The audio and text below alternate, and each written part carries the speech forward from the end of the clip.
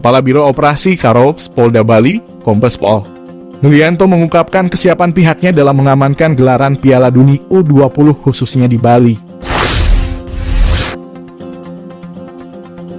Sebagai informasi, Piala Dunia U20 akan dimulai pada bulan Mei mendatang.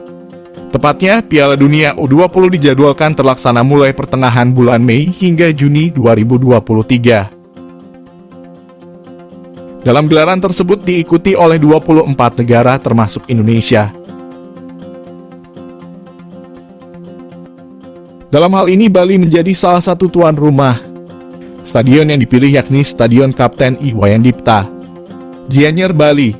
Dalam mengantisipasi kekacauan di laga Piala Dunia U20, Polda Bali berencana menurunkan sebanyak 2.716 personil. Lebih lanjut, Nuryanto menjelaskan bila nantinya personil yang ada akan ditempatkan di akses menuju pintu masuk, lahan parkir, dan akses peserta masuk. Dalam hal keamanan, Nuryanto menambahkan bila pihaknya berniat melakukan simulasi. Rencana tersebut akan digelar pada bulan April mendatang. Ketua Umum PSSI, Erick Thohir, mengungkapkan perkembangan terbaru dari naturalisasi 3 pemain keturunan yang akan memperkuat timnas U20 Indonesia.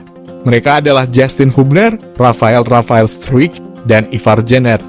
Dikatakan Erick Thohir, proses naturalisasi dari ketiganya masih menunggu disidangkan oleh DPR, Komisi I3 dan X. Kini DPR masih masa reses hingga 13 Maret 2023. Dia meminta semua pihak untuk bersabar dalam menantikan naturalisasi yang masih diproses. Justin Hubner, Rafael Struijk, dan Ivar Jenner diproyeksikan menjadi kekuatan timnas U20 Indonesia di Piala Dunia U20 2023. Piala Dunia U20 berlangsung di Indonesia digelar pada pertengahan Mei hingga Juni 2023. Sebelumnya, timnas U20 Indonesia baru saja merampungkan Piala Asia U20 di Uzbekistan.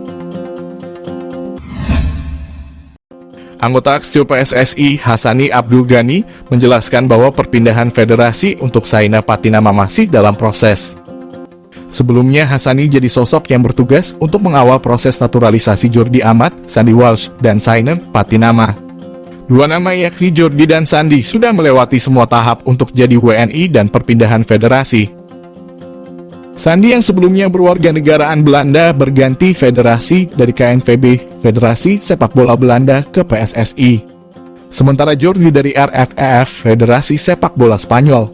Dua pemain ini sudah bisa membela skuad Garuda. Bahkan Jordi melakukan debut di ajang Piala AFF 2022. Berbeda dari dua rekannya, Saya Patinama harus menjalani proses yang lebih lama. Pasalnya, dia tidak bisa terbang ke Indonesia saat Jordi dan Sandi mengurus berkas naturalisasi. Saat itu, Saini masih bermain untuk Viking FK karena Liga Norwegia masih berjalan. Karena prosesnya belum selesai 100%, hal tersebut membuat pemain yang berposisi sebagai back ini belum bisa tampil untuk timnas Indonesia. Sementara, laga FIFA Matchday sudah di depan mata di mana pertandingan tersebut diharapkan jadi debut Saini bersama skuad Garuda. Terbaru, Hassani Abdul Ghani menjelaskan jika PSSI masih mengurus proses perpindahan federasi untuk Saina Patinama. Bima Sakti meraih penghargaan di tengah persiapan timnas U22 Indonesia menuju turnamen internasional SEA Games 2023. Seperti diketahui, Bima Sakti merupakan salah satu asisten pelatih di timnas U22 Indonesia. Bima Sakti turut membantu Indra Syafri selaku juru taktik kepala timnas U22 Indonesia dalam menggodok skuad untuk SEA Games 2023 di Kamboja. Rencananya SEA Games 2023 akan digelar pada Mei mendatang. Teruntuk cabang olahraga sepak bola baru bakal dipertandingkan terlebih dulu. Dalam menyongsong SEA Games 2023, timnas U22 Indonesia telah berlatih sejak awal Maret. Terkini timnas U22 Indonesia sudah memasuki pemusatan latihan tahap kedua. Pemusatan latihan tahap kedua skuad Garuda ini diikuti oleh 34 pemain yang didatangkan dari beragam klub. Penghargaan yang diterima Bima Sakti tersebut didapatkan dari KONI atau Komite Olahraga Nasional Indonesia. KONI memberikan penghargaan tersebut karena dinilai sebagai tokoh-tokoh yang berjasa di olahraga Indonesia. Penghargaan itu diberikan dalam rapat kerja nasional KONI di Hotel Sultan, Senayan. Bima Sakti menjelaskan kesuksesannya bersama timnas U16 Indonesia menjadi latar belakang dia bisa menyabet penghargaan dari KONI.